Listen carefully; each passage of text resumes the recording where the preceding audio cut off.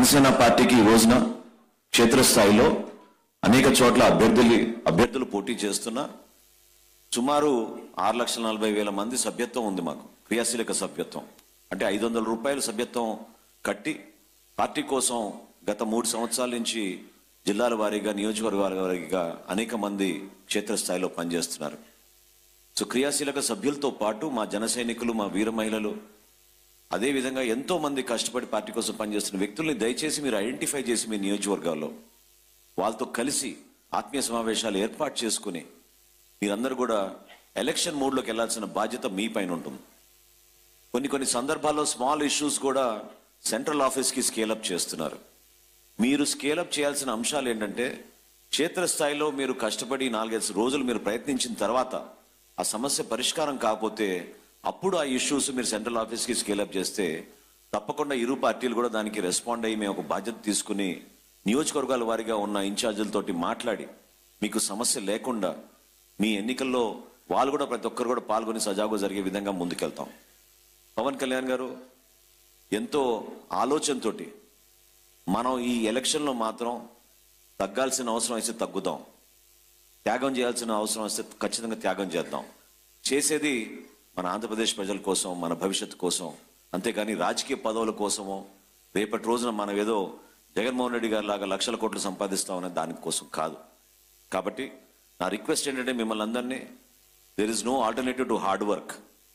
నేను ఇప్పుడే చంద్రబాబు నాయుడు గారితో మాట్లాడుతున్నప్పుడు అదే వి డిస్కస్డ్. ఎందుకంటే ఎంత సింపుల్ ఇష్యూని కూడా చాలా సందర్భాల్లో లోతుగా ఆలోచించి భవిష్యత్తు ఏమైపోతుందనే భయంతో తీసుకున్న నిర్ణయాలు ఇది.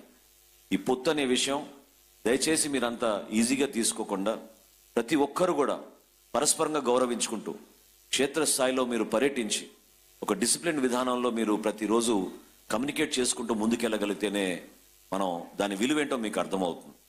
కాబట్టి నరేంద్ర మోడీ గారి నాయకత్వం భారతదేశానికి, మన రాష్ట్రానికి ఎంతో అవసరం. చంద్రబాబు నాయుడు గారి నాయకత్వం, పవన్ కళ్యాణ్ గారి నాయకత్వం మన రాష్ట్రానికి ఎంతో అవసరం. మీరందరూ కూడా మీ నియోజకవర్గాల్లో ఆ నాయకత్వాన్ని బలపరిచే విధంగా ఎక్కడ కూడా పొరపాటు జరగకుండా మన స్థాయిలో మనం కష్టపడితే తప్పకుండా ఆ మంచి ఏదో మన రాష్ట్ర ప్రజలకు అందించే విధంగా మనం ముందుకెళ్ళగలుగుతాం. మాట్లాడాల్సింది చాలా ఉంది. మీరు క్షేత్రస్థాయిలో పర్యటిస్తున్నప్పుడు మాత్రం జనసేన పార్టీలో ఉన్న ప్రతి ఒక్కరిని మీరు ఆహ్వానించండి. వాళ్ళతో కలిసి ముందుకెళ్ళేటట్టు మీరు ఒక ప్రయత్నం చేయండి. మీకు సమస్యల పరిష్కారం కోసం నిరంతరంగా కృషి చేసే నాయకులు, అటువంటి నాయకత్వం జిల్లా స్థాయిలో ఉంది. ఇబ్బంది కలిగితే మాత్రం తప్పకుండా మీరు రాష్ట్ర స్థాయిలో మీరు దాన్ని స్కేలప్ చేస్తే తప్పకుండా రెస్పాండ్ అవుతాం. అంతేగాని మీరు ప్రతి చిన్న విషయంలో కూడా మనం ఇమీడియట్గా పైకి తీసుకెళ్లాల్సిన అవసరం ఉందని మీరు అనుకుంటే మాత్రం టైం వృధా అయిపోతుందనే భావనతో నేను మీకు ఎక్స్ప్లెయిన్ చేస్తున్నాను. కష్టపడి నిలబడదాం. ఈ పోరాటం మామూలు పోరాటం కాదు, ఇది నిజంగానే ఒక యుద్ధం. మన పైన చేస్తున్న మానసిక దాడి, వ్యక్తిగతంగా ప్రతిరోజు వీళ్ళు చేస్తున్న విమర్శలు, అదేవిధంగా భౌతికంగా కూడా దాడులు మొదలుపెట్టారు.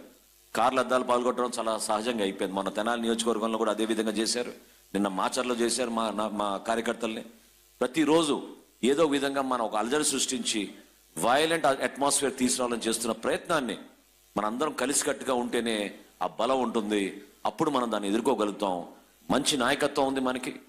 చంద్రబాబు నాయుడు గారు మనకిచ్చే ఆ స్ఫూర్తిని, పవన్ కళ్యాణ్ గారు చూపించిన ధైర్యాన్ని, నరేంద్ర మోడీ గారు చూపించిన దూరదృష్టిని మీరు ప్రజల్లోకి తీసుకెళ్లాల్సిన బాధ్యత మీ పైన ఉందని మనస్ఫూర్తిగా కోరుకుంటూ, ఈ వర్క్షాప్లో మనందరం కూడా తిరిగి వెళ్ళినప్పుడు మనం కొంతమందిని మనం ట్రాన్స్ఫార్మ్ చేసే విధంగా, కొంతమందిని మనం చేసే విధంగా మీరందరూ కూడా కృషి చేస్తారని మనస్ఫూర్తిగా కోరుకుంటూ, ఈ సమావేశానికి మమ్మల్ని ఆహ్వానించినందుకు ప్రత్యేకంగా